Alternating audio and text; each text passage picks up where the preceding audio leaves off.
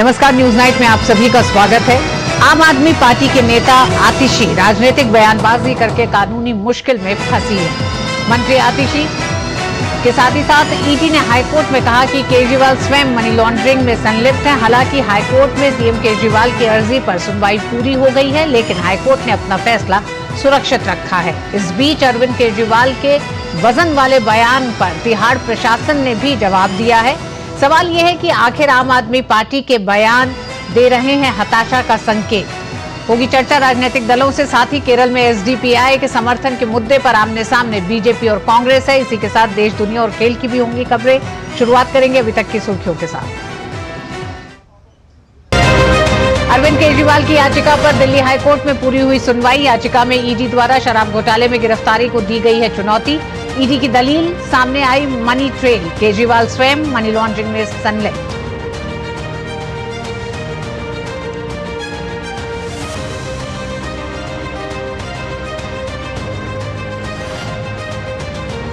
आप नेता संजय सिंह की जमानत पर निचली अदालत ने लगाई कड़ी शर्तें, बिना अनुमति नहीं छोड़ सकेंगे दिल्ली एनसीआर। वहीं राजनीतिक बयानबाजी करके कानूनी मुश्किल में फंसी मंत्री आतिशी, भाजपा ने भेजा नोटिस।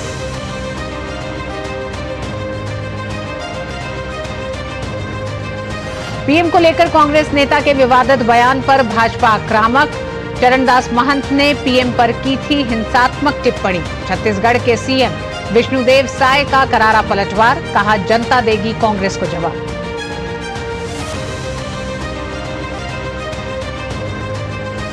प्रधानमंत्री मोदी ने भाजपा कार्यकर्ताओं को दिए जीत के मंत्र। नमो ऐप के माध्यम से उत्तर प्रदेश और पश्चिम बंगाल के कार्यकर्ताओं को किया संबोधित। कार्यकर्ताओं के समर्पण को किया नमन। बूथ जीतने को बताया चुनावी जीत का आधार।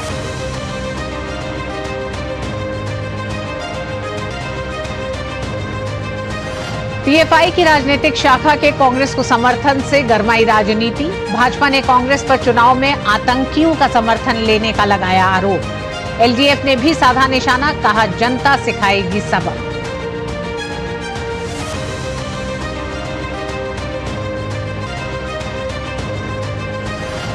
केरल में पूरी तरह बिखरा इंडी कुनबा। राहुल गांधी ने वायनाड से भरा पर्चा तो माकपा ने किया कटाक्ष, पूछा क्यों छोड़ना पड़ा उत्तर भारत। सीपीआई प्रत्याशी एनी राजा ने भी किया नामांकन।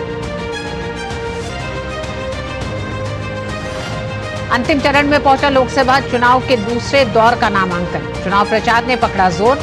अमित शाह, जेपी नड्डा समेत दूसरे नेताओं ने किया धुआंधार प्रचार। कांग्रेस ने शुरू किया घर घर गारंटी अभियान।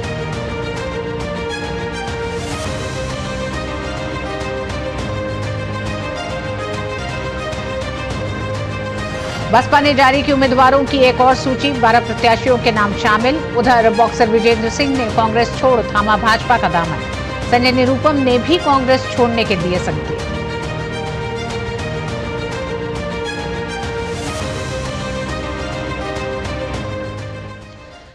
संजय सिंह की जमानत के बाद शराब घोटाले में तिहाड़ में बंद मुख्यमंत्री अरविंद केजरीवाल की भी उम्मीदें बढ़ गई हैं। मुख्यमंत्री अरविंद केजरीवाल की गिरफ्तारी और जुडिशियल कस्टडी के खिलाफ दिल्ली हाईकोर्ट में सुनवाई पूरी हो गई है। दोनों पक्षों की दलीलें सुनने के बाद कोर्ट ने अपना फैसला सुरक्षित रखा है।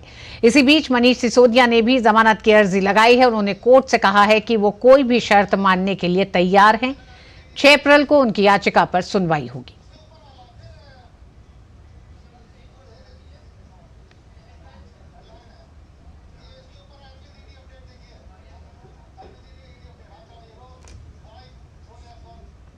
आबकारी नीति मामले में गिरफ्तारी को गैर कानूनी बताने और रिहाई की मांग वाली सीएम अरविंद केजरीवाल की याचिका पर दिल्ली हाईकोर्ट ने फैसला सुरक्षित रख लिया है। शराब घोटाला मामले में अरविंद केजरीवाल ने अपनी गिरफ्तारी को चुनौती देते हुए ईडी की मंशा पर सवाल उठाए। केजरीवाल की ओर से अभिषेक मनु सिंघवी ने कहा कि आम चुनाव से ठीक पहले केजरीवाल की गिरफ्तारी कोई संयोग नहीं है। ईडी चाहती तो पहले या दूसरे समन के बाद भी केजरीवाल को गिरफ्तार कर सकती थी। ईडी चाहती तो उनका बयान बिना गिरफ्तारी के भी लिया जा सकता था। ईडी के पास पीएमएलए के तहत गिरफ्तारी के लिए कोई ठोस सबूत नहीं है। मामले में ईडी पहले भी कई आरोप पत्र दायर कर चुकी है। ऐसे में केजरीवाल द्वारा जांच को प्रभावित करने की कोई आशंका नहीं दिखती है। केजरीवाल के देश छोड़कर भागने की भी कोई आशंका नहीं है। सरकारी गवाहों के बयान पर आपत्ति जताते हुए सिंघवी ने कहा कि अपने शुरुआती बयानों में किसी ने भी अरविंद केजरीवाल का नाम नहीं लिया था। इनसे मनमाने बयान लेकर ईडी ने इनकी जमानत का विरोध नहीं किया। ईडी की ओर से अतिरिक्त सॉलिसिटर जनरल एसवी राजू ने कहा कि मामले को राजनीतिक रंग देने की कोशिश की जा रही है। ईडी ने नए सबूत मिलने के बाद केजरीवाल के खिलाफ कार्रवाई की। कानून एक चीफ मिनिस्टर और सामान्य व्यक्ति के लिए अलग अलग नहीं हो सकता। कुछ खास कंपनियों को फायदा पहुंचाने के लिए मुनाफा 5% से बढ़ाकर 12% किया गया, जिसके बदले आम आदमी पार्टी को रिश्वत मिली। ईडी ने मनी ट्रेल का पता लगा लिया है। आप कह सकते हैं कि ईडी दबाव डालता है, लेकिन क्या आप ये कह सकते हैं कि मैजिस्ट्रेट भी सरकारी गवाहों पर दबाव डालते हैं? जांच में पता लगा है कि विक्रेताओं, विज्ञापनदाताओं और कर्मचारियों को भुगतान नकद में किया गया। उस नकदी का हिसाब नहीं है। इस नकदी का स्रोत रिश्वत है। ये 100 करोड़ या उससे थोड़ा कम हो सकता है। यहां तक कि आप उम्मीदवार ने भी इसे स्वीकार किया है।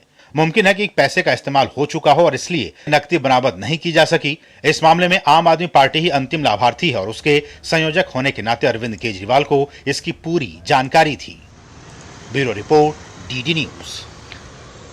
आम आदमी पार्टी की मंत्री आतिशी हर दिन अपने बयान को लेकर नई मुसीबत में फंस रही हैं। उन्हें भाजपा ने मानहानि का नोटिस भेजा है। मंगलवार को दिल्ली सरकार की मंत्री आतिशी ने भाजपा पर झूठे आरोप लगाए थे।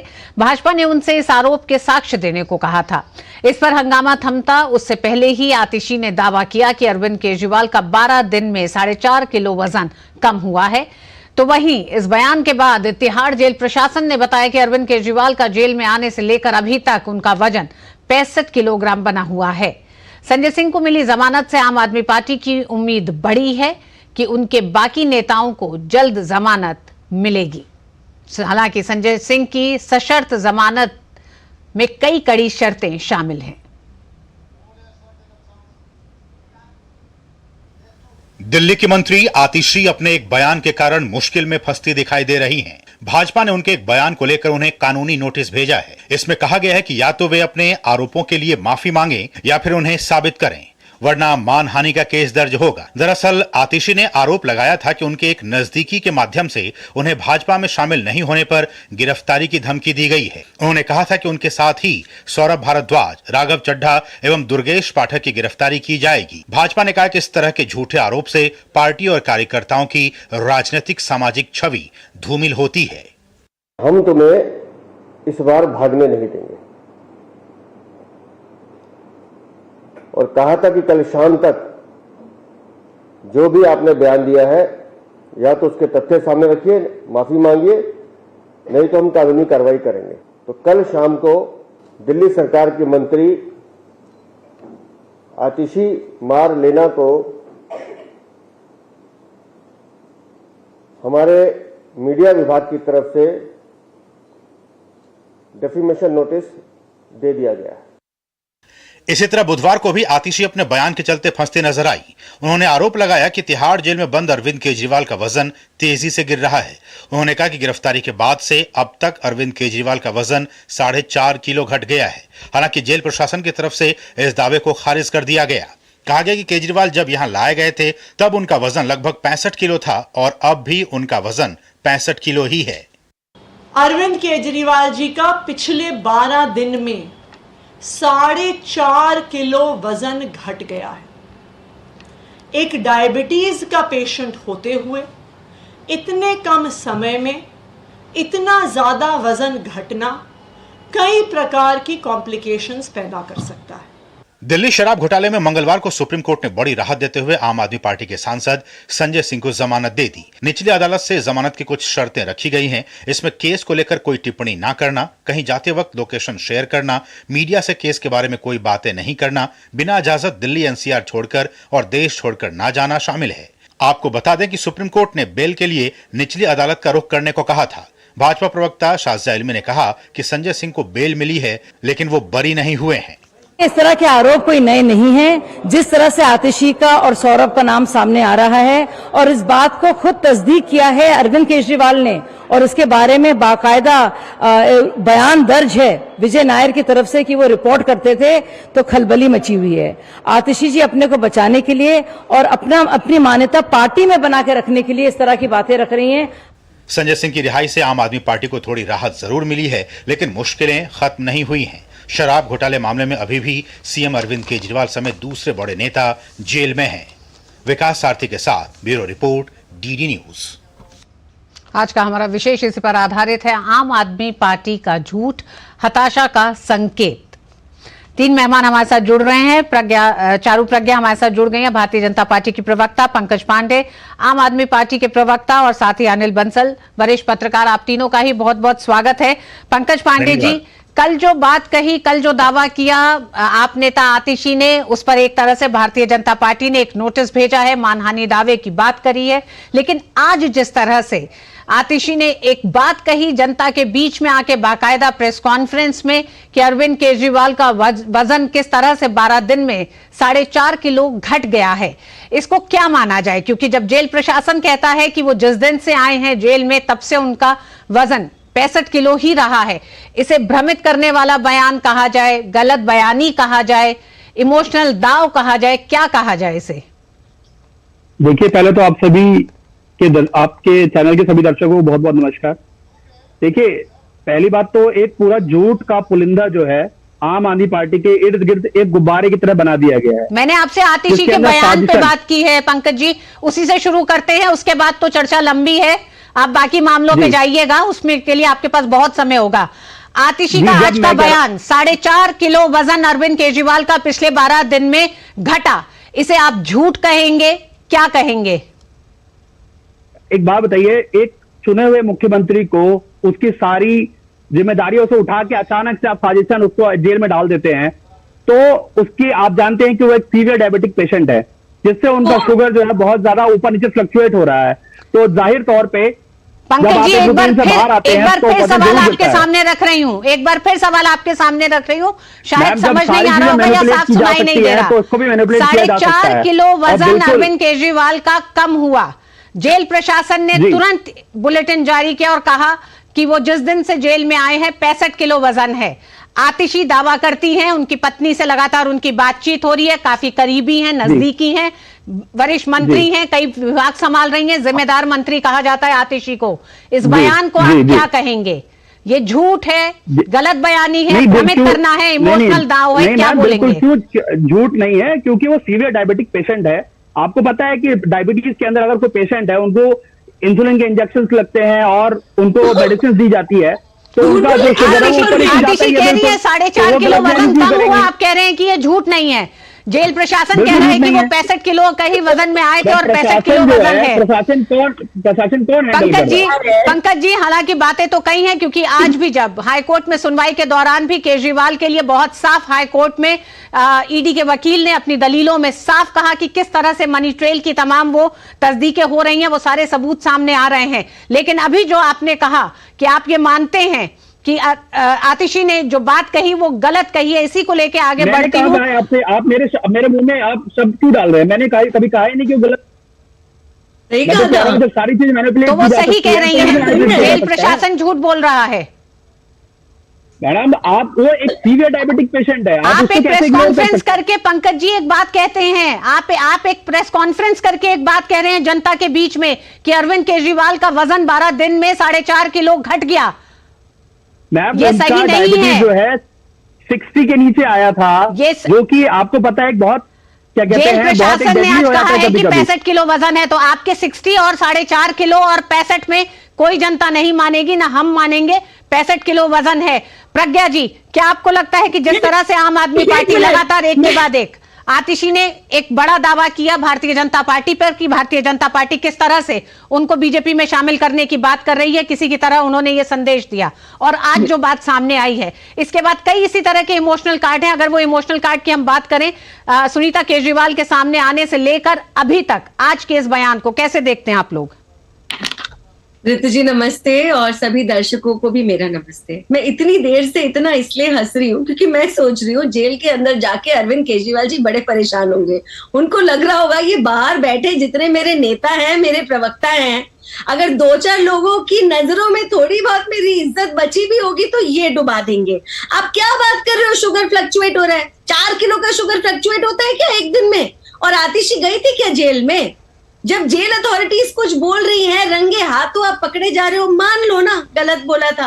अच्छा, ये भी मुझे बता दो, लगे हाथों ये भी मुझे बता दो कि आम आदमी पार्टी की क्या तरीका है अरविंद केजरीवाल जी के बारे में सोचने का। वो एक आदमी है, वो एक सोच है, वो एक आत्मा है, आप करना क्या चाह रहे हैं। और अगर हम मुद्दे की बात करें इस वक्त Ritu ji, on a very serious note, आप कड़ी देखिए, और ये कड़ी का सिलसिला कुछ ऐसा है कि इस पार्टी में सबका मानना यह है एक दूसरे को फंसाते चले जाते हैं, है ना, एक दूसरे को फंसाते चले जाते हैं। सारे कार्यकर्ता एक तरफ बैठे रह जाएंगे, सुनीता भाभी को सीएम बनाने की कोशिश करेंगे। पहले ही इतिहास रच चुके हैं इस देश के, वो पहले मुख्यमंत्री हैं जो रिजाइन करे बिना जेल के अंदर गए हैं। अरेस्ट तो और भी लोग हुए थे, लालू प्रसाद यादव जी अरेस्ट हुए थे, अभी हाल ही में हेमंत सोरेन अरेस्ट हुए थे। सबने रिजाइन करा और उसके बाद जेल के पीछे गए, क्योंकि जनता सफर करती है। हर दिन जब एक सीएम जेल में बैठा होता है, जनता सफर करती है। इन सीएम को परवाह ही नहीं है। प्रज्ञा जी, आप नेता आतिशी ने एक बड़ा आरोप लगाया भारतीय जनता पार्टी पर। भारतीय जनता पार्टी इसका सिर्फ राजनीतिक जवाब देने के लिए सिर्फ ये कह रही है कि हमने नोटिस भेजा, मानहानि का दावा करेंगे, या वाकई आप गंभीर हैं इस आरोप को लेकर? नहीं, एक मैं आपको पहले कड़ी की बात बताती हूँ। विजय नायर ने 1 साल पहले नाम लिया आतिशी और सौरभ का। 1 साल बाद अरविंद केजरीवाल को लगता है कि मैं फंस जाऊं, इससे अच्छा उनका फिर से नाम ले देता हूं, तो उन्होंने आतिशी और सौरभ भारद्वाज, जो 2 लोग बाहर थे, उनका नाम ले दिया। आतिशी को जैसे ही पता चला उनका नाम लिया गया, उन्होंने दुर्गेश पाठक का और राघव चड्ढा का और नाम ले दिया। तो क्या हो रहा है यहाँ पर? कड़ी बनाकर एक दूसरे को फंसाने का काम कर रहे हैं, क्योंकि सच्चाई ये है कि पूरी की पूरी पार्टी भ्रष्ट है। तभी तो सुप्रीम कोर्ट ने कहा था ये पूरी पार्टी को ही इस केस में पार्टी बनाया जाए। और दूसरी बात, आम आदमी पार्टी के लगातार दावे करते रहे हैं ये लोग कि हमें बीजेपी में आने के लिए कहा जा रहा है। हम तो बार बार पूछ रहे हैं आपसे, नाम बता दो, फोन नंबर बता दो, कुछ तो दे दो, कोई प्रूफ दे दो, कोई स्क्रीनशॉट दिखा दो।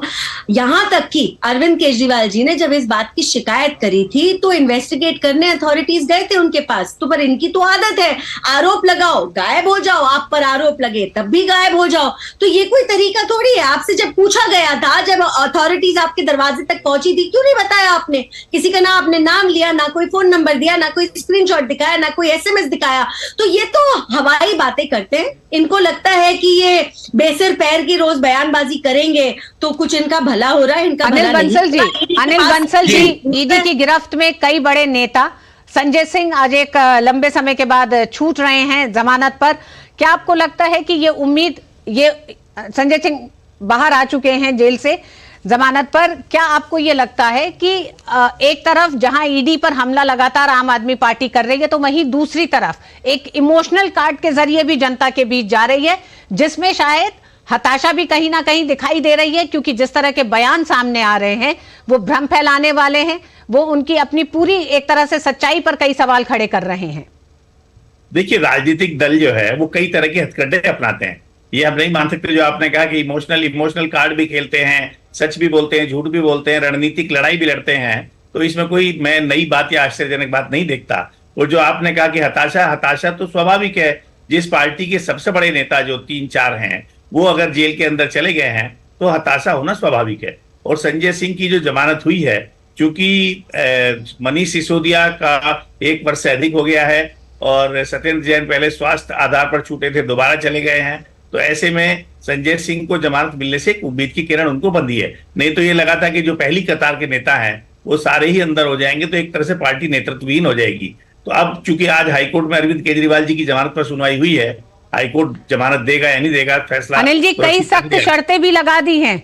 जमानत तो मिली है, कई सख्त शर्तें हैं, और क्या जमानत मिलना अपराध मुक्त का आधार भी है क्या? नहीं रितु जी, देखिए, बरी होना और जमानत मिलने में फर्क होता है। तो जमानत तो इसलिए दिया जाता है कि मुकदमा आपके ऊपर चलेगा, आपके सबूत नहीं होंगे तो आप छूट जाएंगे, सबूत होंगे तो आपको सजा होगी। तो अभी हम ये बरी शब्द नहीं यूज कर सकते, वो ट्रायल के बाद एक्विटल होता है तो शर्तें तब खत्म होती हैं। जमानत किसी को भी दी जाती है तो उसमें श्योरिटी बॉन्ड भी लेते हैं और जमानती भी लेते हैं, जमानत की शर्तें भी लगाते हैं कि देश से बाहर नहीं जाएंगे, जो विवेचना अधिकारी है उसकी जानकारी में रहेंगे, कोई आपत्तिजनक बात नहीं करेंगे, गवाहों को प्रभावित नहीं करेंगे। ये सामान्य शर्तें हर अपराधी के लिए जब भी जमानत उसको दी जाती है, वो अपराध किसी भी तरह का हो, उसके साथ अवश्य लगाई जाती है। तो जमानत की शर्तें तो रहेंगी ही। तो इसलिए इसको हम कोई ये नहीं कह सकते कि सिर्फ संजय सिंह के लिए जमानत में शर्तें लगाई गई हैं, बिना जमानत की शर्त लगाए। और ये सुप्रीम कोर्ट ने कह दिया था कि ये शर्त निचली अदालत ही तय करेगी। सुप्रीम कोर्ट ने अपने स्तर से कोई शर्त नहीं तय की थी, ये उसकी ऊपर ही छोड़ दिया था और ये सामान्य शर्तें जो निचली अदालत लगाती है वो लगाई है, जिसमें एक कंडीशन आम होती है, गवाहों को प्रभावित नहीं करेंगे, देश छोड़कर नहीं जाएंगे, जो विवेचना अधिकारी है उसके बुलावे पर फिर पेश होंगे और उसको अपनी जानकारी देते रहेंगे कि कहाँ कहाँ जा रहे हैं, और इस मुकदमे से संबंधित जो उन पर आरोप लगाए गए हैं उसके बारे में बाहर चर्चा नहीं करेंगे, क्योंकि मैटर सब जुडिस है, ऐसा माना जाता है, ताकि उसकी मेरिट प्रभावित ना हो। तो ये तो स्वाभाविक बात है। तो उम्मीद उनको बंधी है और हाईकोर्ट ने भी सुरक्षित रख लिया है, वो फैसला सुनाएंगे, जमानत देंगे तो छूटेंगे, नहीं देंगे लेकिन तो कई बड़ी बातें भी अनिल जी हाईकोर्ट ने आज कही। हाईकोर्ट ने बहुत साफ, ईडी ने बहुत साफ कहा कि हम अंधेरे में तीर नहीं चला रहे हैं, क्योंकि जो दलीलें दी गई कि आप मुख्यमंत्री हैं, चुनाव सर पे है, तो आप मुख्यमंत्री को कैसे गिरफ्तार कर सकते हैं, इस पर भी ईडी ने एक तरह से पलटवार करते हुए, या यूं कहे कि अपनी दलील को सामने रखते हुए कहा कि अगर कोई अपराधी है तो उसके लिए चुनाव बड़ा नहीं है, उसका अपराध ज्यादा बड़ा है। नहीं, देखिए, कानून जो है ना, इस तरह की कोई भेदभाव नहीं करता ना। कानून ये कहता है कि किसी को चुनाव के समय गिरफ्तार नहीं कर सकते। हाँ, ये जरूर है कि उनके पास अपनी दलील है कि 7, 8, 9 संबंध थे, तो आपको गिरफ्तार करना था, पहले कर लेते, अब आप चुनाव हमारा प्रभावित करना चाहते। ये ऑब्वियसली जो दोनों पक्ष होते हैं, एक अभियोजन पक्ष है, एक आरोपी पक्ष है, अपनी अपनी दलीलें दोनों देते हैं, और फिर अंतिम फैसला तो न्यायालय ही करता है कि किसके दलीलों में कितना दम है। पर ये कानूनी तौर पर ऐसी कोई बंदिश नहीं है कि चुनाव से पहले किसी को गिरफ्तार नहीं कर सकते। हाँ, इसके राजनीतिक निहितार्थ हो सकते हैं, जो राजनीतिक दल एक दूसरे पर आरोप लगाते हैं तो वो लगाएंगे कि साहब हमको चुनाव में डैमेज करने के लिए पकड़ा है, और फिर जो सत्तारूढ़ दल है वो तो यही कहेगा कि हम सरकारी जो एजेंसियां हैं वो अपना काम करती हैं, इसमें सरकार की कोई भूमिका नहीं है और न होती है। ईडी की जांच पुरानी है, कोई नई जांच अभी शुरू नहीं, मामला नया नहीं है, मामला 1 वर्ष से ज्यादा पुराना है, और उसमें एक के बाद एक जैसे सबूत मिल रहे हैं, जैसे बयान आ रहे हैं, जैसे साक्ष्य इकट्ठे हो रहे हैं, उसके अनुसार एजेंसी कार्रवाई कर रही है। तो दोनों ही पक्ष अपनी अपनी दलील देते हैं। अनिल जी, अरविंद केजरीवाल के वकील अभिषेक मनु सिंघवी की दलील यह है कि लेवल प्लेइंग को ध्यान में रखते हुए ये बहुत इंपॉर्टेंट केस है, इसमें स्वतंत्र और निष्पक्ष लोकसभा चुनाव शामिल है, जो लोकतंत्र का हिस्सा है। इन दलीलों को एक आपराधिक मामले में आप किस तरह से देखते हैं? देखिए, ये तो मैंने पहले ही कहा कि आप चुनाव के आधार पर ये कोई हम बचाव का बहाना नहीं ले सकते या दलील नहीं दे सकते, पर ये उनकी बात में कितना दम है, नहीं है, इसमें कोई एक तरह से तार्किकता है, ये सब तय करना न्यायालय का काम है, हम ये तय नहीं कर सकते। पर ये मैं फिर कहूंगा कि जो चुनाव है इसलिए गिरफ्तार नहीं कर सकते, मैं मुख्यमंत्री हूं इसलिए गिरफ्तार, मुख्यमंत्री को कोई आपराधिक मामले में कोई छूट नहीं है, किसी को भी, कोई भी हो, चाहे कुछ पद हैं, राष्ट्रपति हैं, राज्यपाल हैं, इस तरह के पद हैं जिनके लिए, या सुप्रीम कोर्ट के जज हैं, हाई कोर्ट के जज हैं, जिनके लिए एक प्रक्रिया है। लेकिन अपराध करने के मामले में कोई भी कानून से ऊपर नहीं है, वो चाहे कितना भी बड़ा व्यक्ति हो। तो ये दलील हम नहीं दे सकते। पंकज जी, धन शोधन का अपराध हुआ है, इसमें कोई संदेह नहीं है, क्योंकि अदालत इस अपराध पर संज्ञान ले चुकी है। संज्ञान अपराध पर होता है, अपराधी पर नहीं होता है।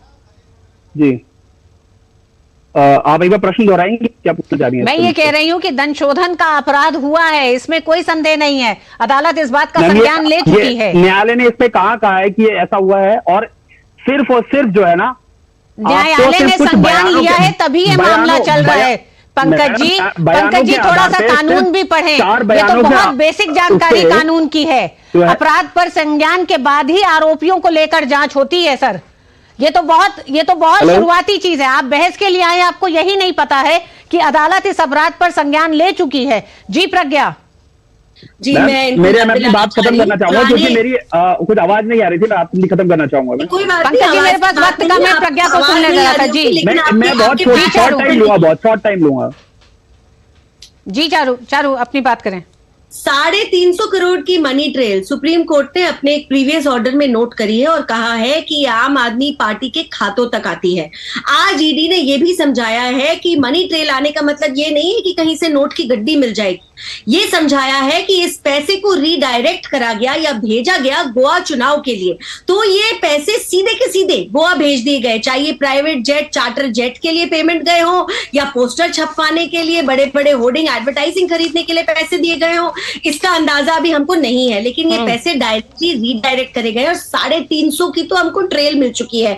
उसके अलावा इस केस में जितने सारे लोगों से बातचीत चल रही है, चाहे वो के कविता हो, चाहे वो विजय नायर हो, उन्होंने भी बहुत सारे भारी पैसों की अमाउंट का खुलासा करा है, कई 100 करोड़ का। कई सौ करोड़ का, और जो दिल्ली को नुकसान हुआ, दिल्ली सरकार को नुकसान हुआ, एक्सचेकर को जो नुकसान हुआ, वो बिल्कुल अलग है। तो ऋतु जी, अगर इस सबको एक जगह मिलाकर देखा जाए तो मुझे लगता है आम आदमी पार्टी के प्रवक्ता ने किसी भी ऑर्डर को अब तक पढ़ा नहीं है। एक कदम आगे आते हुए मैं एक चीज और यहाँ पर कहना चाहूंगी, संजय सिंह को बेल मिलती है, वो उस बेल का मतलब ये बिल्कुल नहीं है कि केस खत्म हो गया या क्लीन चिट मिल गई, क्योंकि जजेस ने ये साफ कहा है कि ये एक्सप्रेशन ऑफ मेरिट नहीं है, ये कोई प्रेसिडेंट भी नहीं है। मतलब इसका आप आगे चलकर इसका दावा नहीं दे सकते किसी और के लिए इस केस में, ना ये एक्सप्रेशन ऑफ मेरिट है, ना ये प्रेसिडेंट है। और क्योंकि उनसे जितनी पूछताछ 6 महीने में करनी थी ईडी को, वो पूछताछ खत्म हो चुकी है, इसीलिए ईडी ने उनके बेल को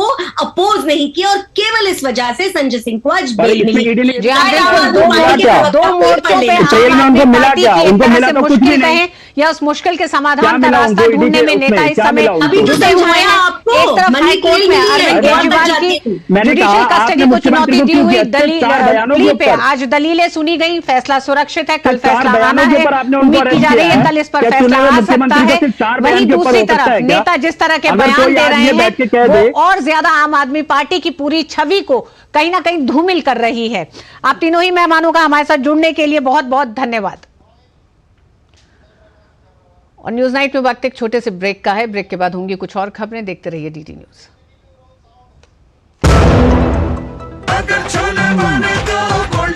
गोल्डी छोले मसाले, जहाँ जाए रिश्ते बनाए, जहाँ जाए रिश्ते बनाए, गोल्डी मसाले। Bharti Hexacom Limited, a subsidiary of Bharti Airtel Limited, now proposes an initial public offer of equity shares. The 100% book built offer is being offered at a price band of rupees 542 to rupees 570 per equity share of face value rupees 5 each. Offer opens on Wednesday, April 3rd, 2024. Offer closes on Friday, April 5th, 2024. The anchor investor bidding date is Tuesday, April 2nd, 2024. For risks involved and other details, please refer to the Red Herring Prospectus dated March 22nd, 2024, which is available on the websites of the company, SEBI, the BRLMs and the stock exchanges. मैं क्या जी सब जानते हैं, जहां दिखे Mario, अपना समझ के खा लियो। Come on boys, let's go practice। अरे रुक यार, मेरे बैंक अकाउंट में गलत एंट्री का प्रॉब्लम हो गया। अरे तो बैंक को कंप्लेन करना। बैंक को लिखे 1 महीना हो गया है, बट वो गूगली पे गूगली डाले जा रहे हैं। तो आरबीआई के लोकपाल को इन्फॉर्म करो। रुक, मैं समझाता हूँ। जैसे क्रिकेट में 3rd अंपायर, वैसे ही आरबीआई का ओम्बुड्समैन। आरबीआई कहता है अगर बैंक आपकी कंप्लेंट को 1 महीने में नहीं सुलझाता तो आप आरबीआई के कंप्लेंट मैनेजमेंट सिस्टम पर ऑनलाइन कंप्लेंट कर सकते हैं। ये आरबीआई का आसान तरीका है आपकी कंप्लेंट सुलझाने का, और वो भी फ्री। आरबीआई कहता है जानकार बनिए, सतर्क रहिए। स्वाद से सबको दीवाना कर दे, दीवाना कर दे। पता का चाय, गजब का स्वाद। Delivery boy has picked your order. अरे भाई पता है भूख लगी है, 30 मिनट का मैसेज नोटिफिकेशन आया था ना। मैसेज के सारे थोड़ी बैठ सकते हैं। कल आपने कुछ शेयर्स बेचे थे ना? हाँ, तो चेक किया? मैसेज आया तो था। सिर्फ मैसेज काफी नहीं है, आप शेयर मार्केट में कोई भी ट्रांजैक्शन करते हैं ना, तो स्टॉक एक्सचेंज से आए एसएमएस या ईमेल को अपने डीमैट अकाउंट और बैंक स्टेटमेंट के साथ भी टैली कीजिए। बेटा भूख में ना दिमाग बंद हो जाता है। सोच कर, समझ कर, इन्वेस्ट कर। और आइए अब बात करते हैं 24 की चुनौती की।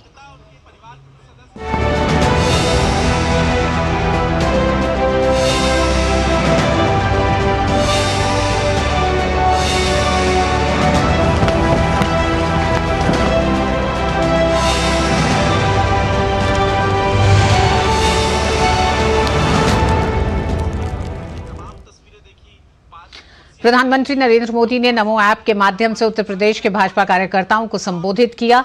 मेरा बूथ सबसे मजबूत कार्यक्रम के तहत पीएम ने कार्यकर्ताओं को जीत के मंत्र दिए। पीएम ने परिवारवाद को लेकर समाजवादी पार्टी पर निशाना साधा। प्रधानमंत्री ने परिवारवाद के खिलाफ लड़ाई का जिक्र किया। प्रधानमंत्री ने हर बूथ की मजबूती का संदेश देते हुए कहा कि जनता को मोदी की हर गारंटी पर विश्वास है। पीएम ने 3 तलाक की रोकथाम कानून जैसे सुधारवादी कदम गिनाए। प्रधानमंत्री ने कहा कि मतदाताओं के लिए भाजपा के कार्यकर्ता ही भाजपा का चेहरा हैं। प्रधानमंत्री नरेंद्र मोदी ने नमो ऐप के माध्यम से पश्चिम बंगाल के भाजपा कार्यकर्ताओं को भी संबोधित किया। पीएम ने राज्य के भाजपा कार्यकर्ताओं के अटूट परिश्रम को सराहा। पीएम ने कांग्रेस, टीएमसी और लेफ्ट को पर्दे के पीछे एक बताया। पीएम ने कहा कि ये तीनों भाजपा से इसलिए लड़ रहे हैं क्योंकि भाजपा ने भ्रष्ट नेताओं पर नकेल कसी है। पीएम ने कहा कि बंगाल की जनता भाजपा को नई उम्मीद से देखती है। प्रधानमंत्री ने विश्वास व्यक्त किया कि देश को आगे ले जाने में पश्चिम बंगाल अहम भूमिका निभाने वाला है।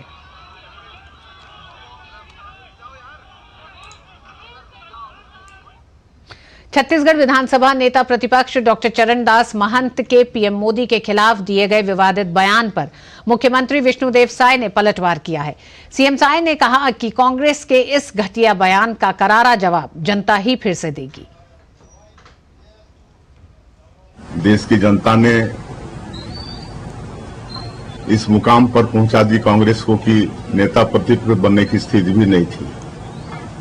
वो तो भारतीय जनता पार्टी दरिया दिली दिखाकर श्री खड़गे जी को नेता प्रतिपक्ष बना दिए थे और इस बार यहाँ के नेता प्रतिपक्ष श्री चरणदास महंत जी ने जो हमारे यशस्वी प्रधानमंत्री जी के लिए कहा है, तो मैं कहता हूँ कि मैं भी मोदी का परिवार हूँ और पहला डंडा मुझे मारे। और इस बार छत्तीसगढ़ की जनता बिल्कुल बर्दाश्त नहीं करने वाली है।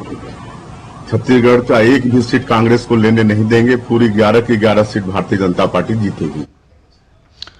और केरल की वायनाड सीट से राहुल गांधी की दावेदारी पर लेफ्ट ने सवाल उठाया है, तो वहीं प्रतिबंधित पॉपुलर फ्रंट की पॉलिटिकल विंग एसडीपीआई द्वारा लोकसभा चुनाव के लिए केरल में यूडीएफ को अपना समर्थन देने के बाद बीजेपी कांग्रेस पर हमलावर हो गई है।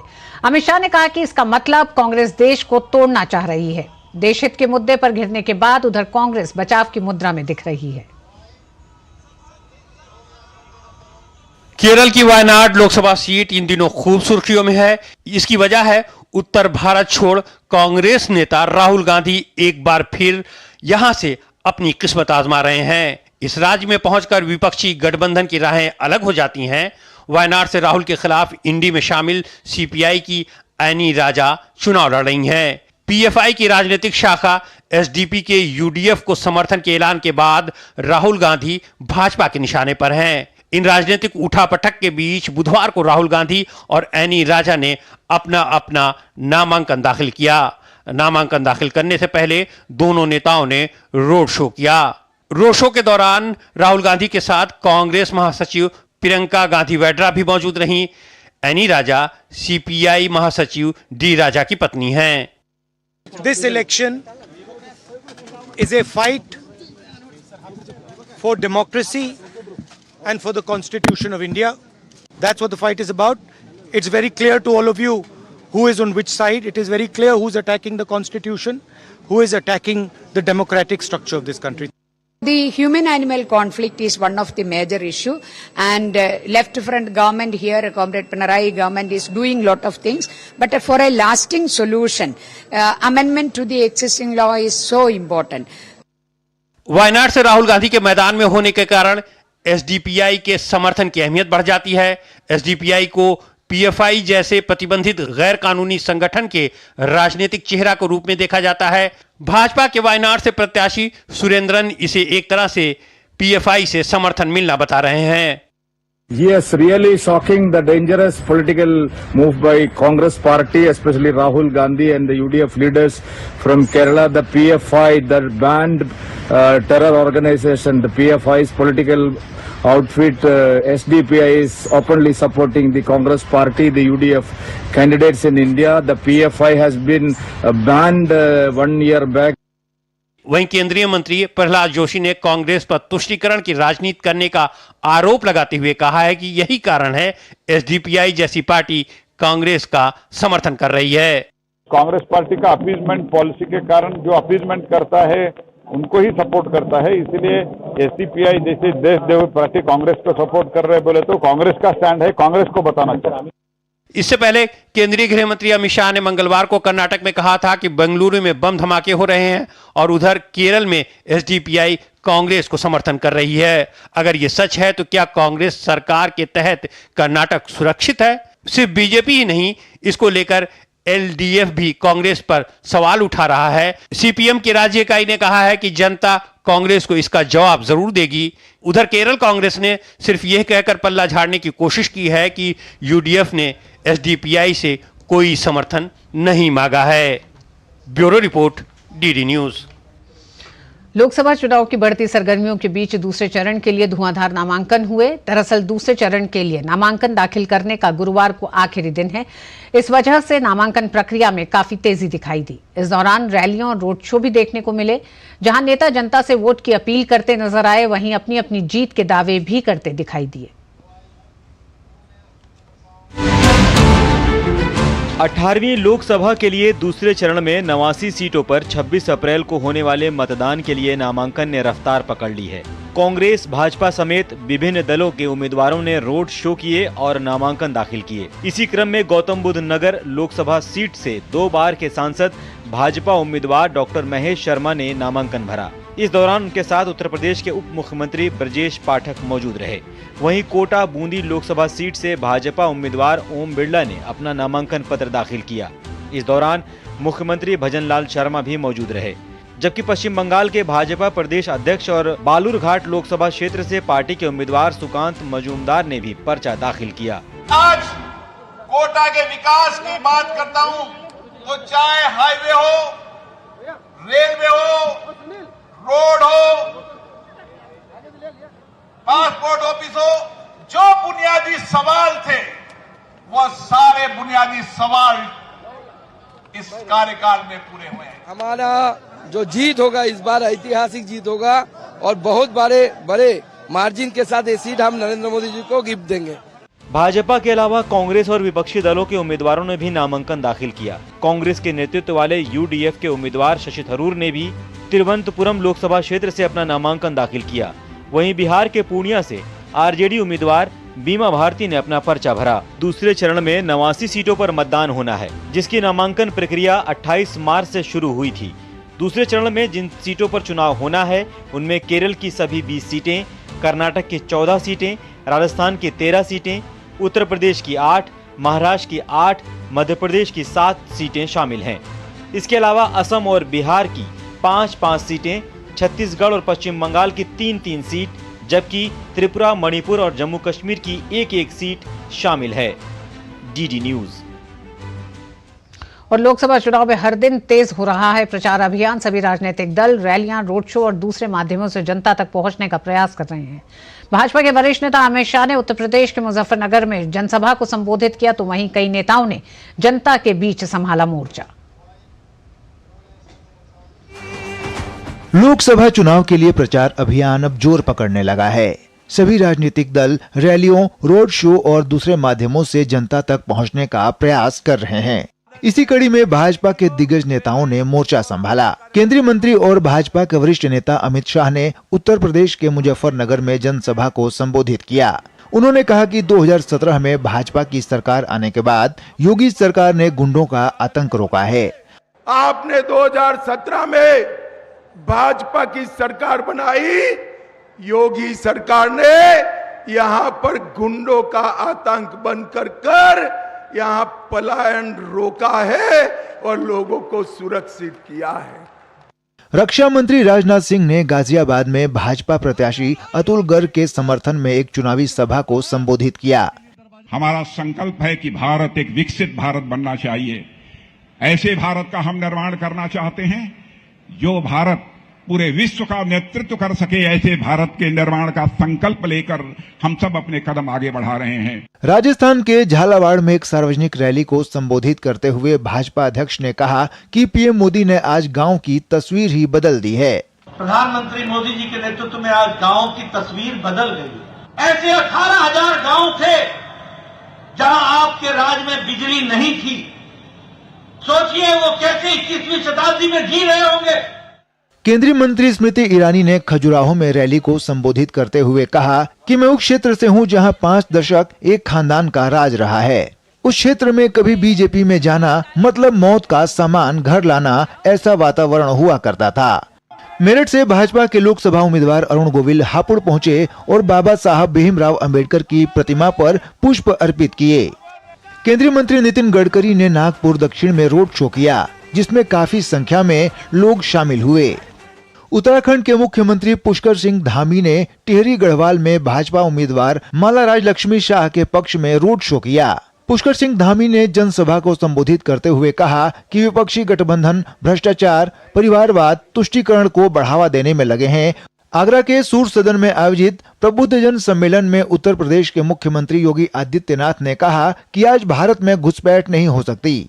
आज भारत के अंदर घुसपैठ नहीं हो सकती। दुश्मन जब मर्जी तब भारत की सीमा में नहीं घुस सकता। उसे मालूम है भारत की सीमा का अतिक्रमण का मतलब उसकी जो जोरदार प्रतिक्रिया होगी वह कई पीढ़ियों को, देश को, दुश्मन को उसकी कीमत चुकानी पड़ेगी। AIADMK तिरुचिरापल्ली लोकसभा उम्मीदवार पी करुपैया ने श्री सैंडल मरियम्मन मंदिर में पूजा की और अपना चुनाव अभियान शुरू किया। त्रिपुरा के मुख्यमंत्री माणिक साहा ने पश्चिम बंगाल के बालूरघाट निर्वाचन क्षेत्र से भाजपा उम्मीदवार और पश्चिम बंगाल भाजपा अध्यक्ष डॉक्टर सुकांता मजूमदार के समर्थन में मेगा रैली में हिस्सा लिया। वहीं हिमाचल प्रदेश के मंडी से भाजपा के प्रत्याशी कंगना रनौत ने महुनाग गांव में लोगों से मुलाकात की और चुनाव प्रचार किया। Bureau report, DD news. Lok Sabha चुनाव में दोनों ही गठबंधनों ने अपने स्टार प्रचारकों को मैदान में उतार दिया है। इसी कड़ी में आगामी लोकसभा चुनावों के चलते कांग्रेस अध्यक्ष मल्लिकार्जुन खड़गे ने उत्तर पूर्वी दिल्ली लोकसभा से घर घर गारंटी अभियान की शुरुआत की। इंडी गठबंधन कई मोर्चों पर आपसी मुकाबले में गठबंधन साथियों पर भी हमलावर है। केरल में राहुल की दावेदारी पर लेफ्ट ने हमला किया, तो वहीं पश्चिम बंगाल में कांग्रेस ने ममता सरकार पर साधा निशाना। लोकसभा चुनाव के प्रचार को लेकर जहां एनडीए गठबंधन ने पूरी ताकत झोंक दी है, तो वहीं इंडी गठबंधन में भी राजनीतिक माहौल गरमाया हुआ है। इसी कड़ी में आगामी लोकसभा चुनाव के चलते कांग्रेस अध्यक्ष मल्लिकार्जुन खड़गे ने उत्तर पूर्वी दिल्ली लोकसभा से घर घर गारंटी अभियान की शुरुआत की। उन्होंने कहा कि कांग्रेस कार्यकर्ता अगले कुछ हफ्तों में पूरे भारत में 8 करोड़ परिवारों को ये गारंटी कार्ड्स वितरित करेंगे, जो 14 अलग अलग भाषाओं में प्रिंट किए गए हैं। ये कार्ड हमारे लोग घर घर बांटेंगे, लोगों से मिलेंगे और उनको बताएंगे कि हमारी सरकार, अलायंस की सरकार आने के बाद हम क्या क्या चीजें करने वाले हैं। हमारी सरकार हमेशा गरीबों के साथ रही है और गरीबों का काम करेगी। पश्चिम बंगाल की मुख्यमंत्री ममता बनर्जी भी चुनाव प्रचार में जोर शोर से लगी हुई हैं। ममता ने जलपाईगुड़ी में चाय बागान श्रमिकों से मुलाकात की। बाद में ममता ने स्थानीय एक चाय की दुकान पर चाय बनाकर लोगों को पिलाई। उधर पश्चिम बंगाल के मुर्शिदाबाद में कांग्रेस नेता अधीर रंजन चौधरी ने ममता सरकार पर निशाना साधा। उन्होंने कहा कि पश्चिम बंगाल अपराधियों का सबसे बड़ा आश्रय स्थान है, क्योंकि यहाँ दीदी और उनकी पुलिस है। जहाँ शाहजहां बढ़ते हैं, वहाँ नूरजहां द्वारा मदद होती ही है। उधर पटना में राजद नेता तेजस्वी यादव भी चुनाव प्रचार में पूरी ताकत से जुटे हुए हैं। उन्होंने कहा कि भाजपा की कथनी और करनी में काफी अंतर है।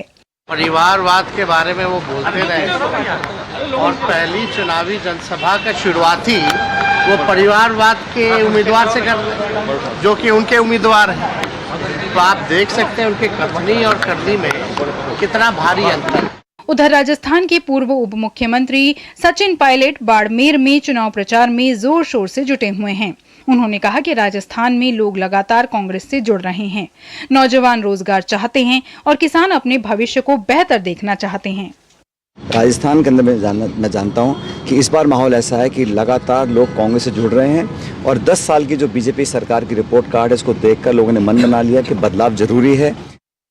केरल के वायनाड से सीपीआई उम्मीदवार एनी राजा ने नामांकन दाखिल करने से पहले रोड शो किया। यहां उनका मुकाबला कांग्रेस पार्टी के मौजूदा सांसद और उम्मीदवार राहुल गांधी से होगा। कर्नाटक के मुख्यमंत्री सिद्धरामैया और उप मुख्यमंत्री डीके शिवकुमार ने चामराजनगर में कांग्रेस नेता सुनील बोस की नामांकन रैली में भाग लिया। Bureau report, DD news. और आप नेता संजय सिंह जेल से बाहर आ गए हैं। दिल्ली शराब घोटाले में मंगलवार को सुप्रीम कोर्ट ने बड़ी राहत देते हुए आम आदमी पार्टी के सांसद संजय सिंह को जमानत दे दी। बुधवार को उन्हें रिहा कर दिया गया। तिहाड़ जेल से बाहर आने के बाद संजय सिंह सीधे अरविंद केजरीवाल की पत्नी सुनीता केजरीवाल से मिलने उनके निवास स्थान पहुंच रहे हैं। निचली अदालत से जमानत की कुछ शर्तें रखी गई हैं। इसमें केस को लेकर कोई टिप्पणी न करना, कहीं जाते वक्त लोकेशन शेयर करना, मीडिया से केस के बारे में कोई बात नहीं करना, बिना अनुमति दिल्ली एनसीआर छोड़कर और देश छोड़कर न जाना शामिल है। बता दें कि सुप्रीम कोर्ट ने बेल के लिए निचली अदालत का रुख करने को कहा है। 6 महीने तिहाड़ जेल में बिताने के बाद आज संजय सिंह तिहाड़ से बाहर आए हैं। और वक्त एक छोटे से ब्रेक का है। Bharti Hexacom Limited, a subsidiary of Bharti Airtel Limited, now proposes an initial public offer of equity shares. The 100% book built offer is being offered at a price band of rupees 542 to rupees 570 per equity share of face value rupees 5 each. Offer opens on Wednesday, April 3rd, 2024. Offer closes on Friday, April 5th, 2024. The anchor investor bidding date is Tuesday, April 2nd, 2024. For risks involved and other details, please refer to the Red Herring Prospectus dated March 22nd, 2024, which is available on the websites of the company, SEBI, the BRLMs and the stock exchanges. स्वाद से सबको दीवाना कर दे, दीवाना कर दे। पता का चाय, गजब का स्वाद। अगर छोले बने तो गोल्डी छोले मसाले, जहाँ जाए रिश्ते बनाए, जहाँ जाए रिश्ते बनाए, गोल्डी मसाले। तुम्हें पता है इन्वेस्टर्स के लिए एक इन्वेस्टर प्रोटेक्शन फंड होता है IPF, लेकिन अगर तुम्हारा ट्रेड एक्सचेंज पर एग्जीक्यूट नहीं हुआ या फिर कोई गारंटीड रिटर्न्स वाली स्कीम है तो ये IPF आपकी मदद नहीं कर सकता है। और अगर आपका ब्रोकर ही डिफॉल्टर बन जाए तो फिर IPF आपको कॉम्पेंसेशन दिला सकता है। कहाँ से सीखा? NSE की साइट पर। सोच कर समझ कर इन्वेस्ट कर। छत्तीसगढ़ के बीजापुर जिले में मंगलवार को सुरक्षा बल और नक्सलियों के बीच मुठभेड़ में अब तक 13 नक्सलियों के शव बरामद किए गए हैं। मुख्यमंत्री विष्णुदेव साय ने कहा कि जब से उनकी सरकार आई है नक्सलवाद से मजबूती के साथ लड़ रही है। छत्तीसगढ़ के बीजापुर जिले के नक्सल प्रभावित गंगालूर क्षेत्र के कोरचोली के जंगल में मंगलवार को हुई मुठभेड़ के बाद बुधवार को नक्सलियों के 13 शव बरामद हुए हैं। बस्तर में सुरक्षा बलों का ये अब तक का सबसे सफल नक्सल विरोधी अभियान है। मुठभेड़ स्थल से एक light machine gun, barrel grenade launcher और अन्य हथियार बरामद किए गए हैं। इस अभियान में सुरक्षा बलों की DRG, CRPF, cobra, Bastar fighters, Bastariya battalion और CAF के जवानों की संयुक्त टीम शामिल थी। ये सभी सुरक्षा बल को लेकर साथ साथ जो सीमा और इलाका में महाराष्ट्र, तेलंगाना, आंध्र प्रदेश और उड़ीसा के साथ कोऑर्डिनेशन मीटिंग लगातार हो रहा है। कार्रवाई अभी लगातार जारी है और हमारा पूरा कोशिश ये रहेगा मतलब चुनाव प्रक्रिया को काफ़ी अच्छी तरीके से और बिल्कुल एक प्रोफेशनल तरीके से संपादित करने के लिए हमारा पूरा कोशिश रहेगा। छत्तीसगढ़ के मुख्यमंत्री विष्णुदेव साय ने महासमुंद में कहा कि जब से हमारी सरकार आई है हम मजबूती से नक्सलियों से लड़ रहे हैं। हम सुरक्षा की दृष्टि से संवेदनशील जगहों पर कार्रवाई कर रहे हैं। हम लोग की जब से सरकार आई है मजबूती के साथ नक्सलवाद से लड़ाई लड़ रहे हैं और हमको लगता है कि 13 डेड बॉडी नक्सलियों के मिले हैं और अभी तक की सबसे बड़ी सफलता हमारे सैनिकों का है और हम लोग सुरक्षा के बराबर जो संवेदनशील क्षेत्र हैं वहां पर डाल रहे हैं। नक्सल प्रभावित क्षेत्र बस्तर में 19 अप्रैल को और कांकेर में 26 अप्रैल को लोकसभा चुनाव होना है। इसी के मद्देनजर सुरक्षा बलों ने पिछले 3 माह से नक्सलियों के विरुद्ध पालनार, डुमरी पालनार, चिंतावागू, कावड़गांव, मुतवेंडी समेत कई जगहों पर विशेष अभियान चलाया है, जिसके परिणाम स्वरूप बीते 3 महीने में सुरक्षा बलों ने 43 नक्सलियों को मार गिराया है। Bureau report, DD news. लू और बढ़ती गर्मी से संबंधित समस्याओं के संबंध में सार्वजनिक स्वास्थ्य उपायों की समीक्षा के लिए केंद्रीय स्वास्थ्य एवं परिवार कल्याण और रसायन एवं उर्वरक मंत्री डॉक्टर मनसुख मांडविया ने एक उच्च स्तरीय बैठक की है। बैठक में गर्मी से संबंधित बीमारियों से निपटने की तैयारियों और कार्य योजना की समीक्षा की गई। आग लगने की घटनाएं न हो इसके लिए जागरूकता फैलाने पर भी चर्चा हुई।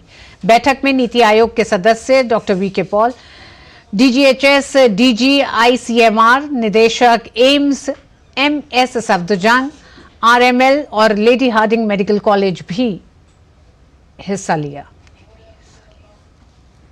IMD ने वो भी बताया है कि प्रति वर्ष समर में जो टेम्परेचर रहता है उससे इस बार थोड़ा ज़्यादा टेम्परेचर रहने की संभावना है।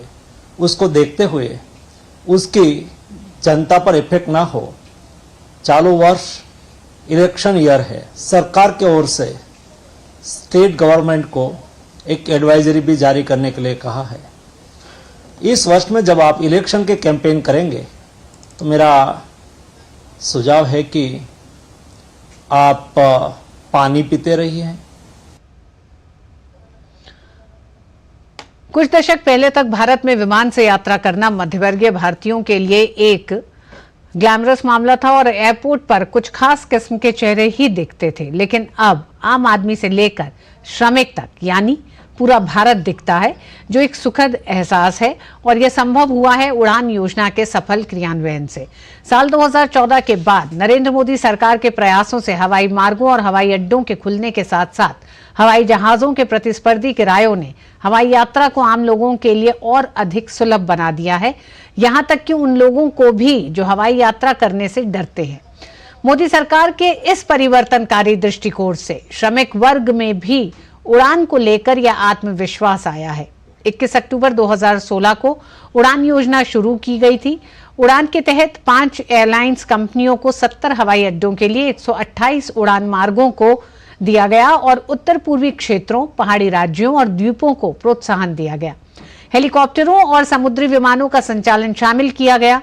उड़ान की सफलता को इस आंकड़े के साथ समझा जा सकता है कि 2014 से पहले देश में 74 अनुसूचित परिचालन हवाई अड्डे थे और जो फरवरी 2024 तक देश में 149 परिचालन हवाई अड्डे हैं। घरेलू यात्री 2013-14 में 61 मिलियन से दोगुने से अधिक होकर 2022-23 में ये 136 मिलियन हो गए हैं। राष्ट्रीय सुरक्षा सलाहकार अजीत डोभाल ने कजाकिस्तान की राजधानी अस्ताना में शंघाई सहयोग संगठन के सदस्य देशों के सुरक्षा परिषदों के सचिवों की 19वीं बैठक में प्रतिनिधिमंडल का नेतृत्व किया। उन्होंने अन्य सदस्य देशों के प्रतिनिधियों के साथ कजाकिस्तान के राष्ट्रपति से भी मुलाकात की। उन्होंने इस बात पर जोर दिया कि एससीओ देशों के साथ भारत के संबंध सदियों पुराने हैं और हम इसे और प्रगाढ़ बनाने के लिए प्रतिबद्ध हैं। भारत एससीओ सदस्य देशों की संप्रभुता और क्षेत्रीय अखंडता का पूरी तरह से सम्मान करते हुए व्यापार और कनेक्टिविटी को बढ़ाने के लिए प्रतिबद्ध है। अजीत डोभाल ने 22 मार्च 2024 को मॉस्को के क्रोकस सिटी हॉल में एक बर्बर आतंकवादी हमले की कड़ी निंदा की और उन परिवारों के प्रति संवेदना व्यक्त की जिन्होंने अपने प्रियजनों को इस हमले में खो दिया।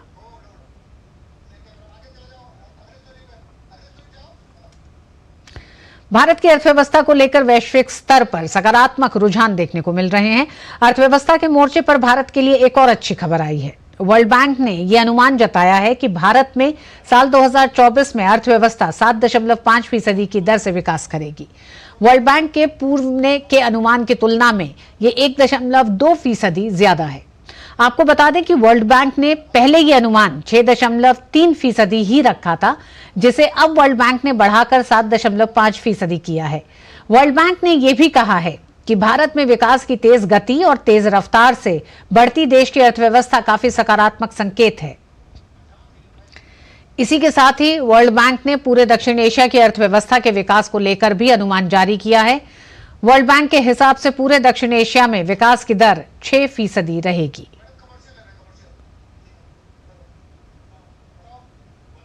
और न्यूज नाइट में वक्त एक छोटे से ब्रेक का।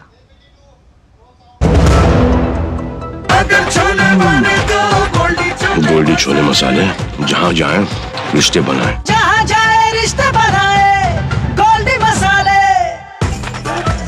मैं क्या जी सब जानते हैं, जहाँ दिखे मारियो, अपना समझ के खा लियो।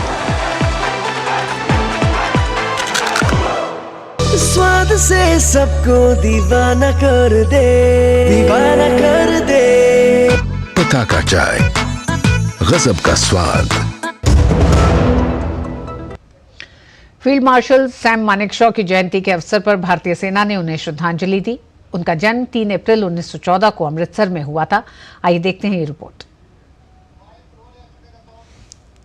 सैम होर्मुस जी, फ्रैम जी, जमशेद जी मानेकशॉ, जिन्हें सैम मानेकशॉ के नाम से भी जाना जाता है, फील्ड मार्शल के पद पर पदोन्नत होने वाले भारतीय सेना के पहले अधिकारी थे। उनका जन्म 3 अप्रैल 1914 को अमृतसर में हुआ था। सैम मानेकशॉ 1932 में ब्रिटिश भारतीय सेना में शामिल हुए और दूसरे विश्व युद्ध और 1971 के भारत पाकिस्तान युद्ध के दौरान उत्कृष्टता के साथ सेवा की। उन्होंने पाकिस्तान के खिलाफ 1971 के युद्ध में भारत की जीत में महत्वपूर्ण भूमिका निभाई, जिसके परिणाम स्वरूप बांग्लादेश का निर्माण हुआ। मानेकशॉ अपने हास्य स्वभाव के साथ साथ अपने मजबूत नेतृत्व कौशल के लिए भी जाने जाते थे। उन्हें भारत के महानतम सैन्य नायकों में से एक के रूप में याद किया जाता है और अक्सर उन्हें सैम बहादुर बुलाया जाता है। सैम बहादुर का 27 जून 2008 को वेलिंगटन, तमिलनाडु में निधन हो गया। नई दिल्ली से मैं नंदिता डागर, डीडी न्यूज के लिए। और न्यूज नाइट में आज बस इतना ही। आपको छोड़े जा रहे हैं देश की कुछ और बड़ी खबरों के साथ। हमें दीजिए अनुमति। नमस्कार।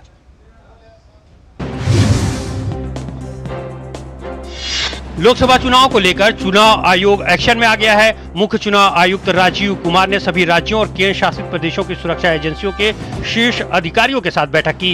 इस बैठक में राज्यों के मुख्य सचिवों, डीजीपी, गृह मंत्रालय, रक्षा मंत्रालय और सीएपीएफ के प्रमुख भी शामिल हुए। इसमें आयोग ने अवैध गतिविधियों और जब्ती की रोकथाम पर कड़ी निगरानी रखने के लिए कई पहलुओं पर चर्चा की है।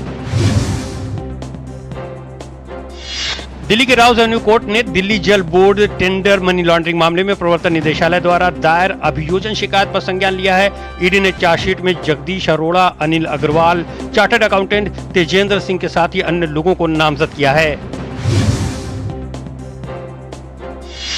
यूपी के माफिया मुख्तार अंसारी की मौत के मामले में न्यायिक जांच शुरू हो गई है। मुख्तार अंसारी की मौत को लेकर पहले ही मजिस्ट्रेरियल और न्यायिक जांच के आदेश जारी हुए थे। इस मामले को लेकर जांच टीम मंडल कारागार पहुंची। भारतीय राष्ट्रीय राजमार्ग प्राधिकरण ने राष्ट्रीय राजमार्गों के निर्माण में 2023-24 में रिकॉर्ड 2,07,000 करोड़ रुपए खर्च किए हैं। राजमार्गों के निर्माण पर इस वित्तीय वर्ष में पिछले साल के मुकाबले 20% अधिक खर्च किया गया है। राजस्थान में पेपर लीक मामले में एसओजी ने बड़ी कार्रवाई की है। सब इंस्पेक्टर भर्ती परीक्षा पेपर लीक मामले में 15 में से 11 ट्रेनी सब इंस्पेक्टर को गिरफ्तार किया गया है। राजस्थान स्पेशल ऑपरेशन ग्रुप ने एक्शन लेते हुए ये कार्रवाई की है। अब तक पूरे मामले में 25 ट्रेनी सब इंस्पेक्टर गिरफ्तार हो चुके हैं। उत्तर प्रदेश पुलिस भर्ती पेपर लीक मामले में यूपीएसटीएफ ने पेपर लीक करने वाले मध्य प्रदेश भोपाल के रहने वाले राजीव नयन मिश्रा को नोएडा से गिरफ्तार किया है। राजीव ने गुजरात से पेपर लीक करवाया और फिर गुरुग्राम व रीवा में अपने गैंग के साथ मिलकर अभ्यर्थियों को मुहैया कराया था। भारतीय पुरातत्व सर्वेक्षण की एक टीम लगातार 13वें दिन सर्वेक्षण जारी रखने के लिए आज सुबह मध्य प्रदेश के धार जिले में स्थित भोजशाला परिसर पहुंची। मध्य प्रदेश उच्च न्यायालय के निर्देश के बाद एएसआई ने 22 मार्च को भोजशाला परिसर में पुरातात्विक सर्वेक्षण शुरू किया था।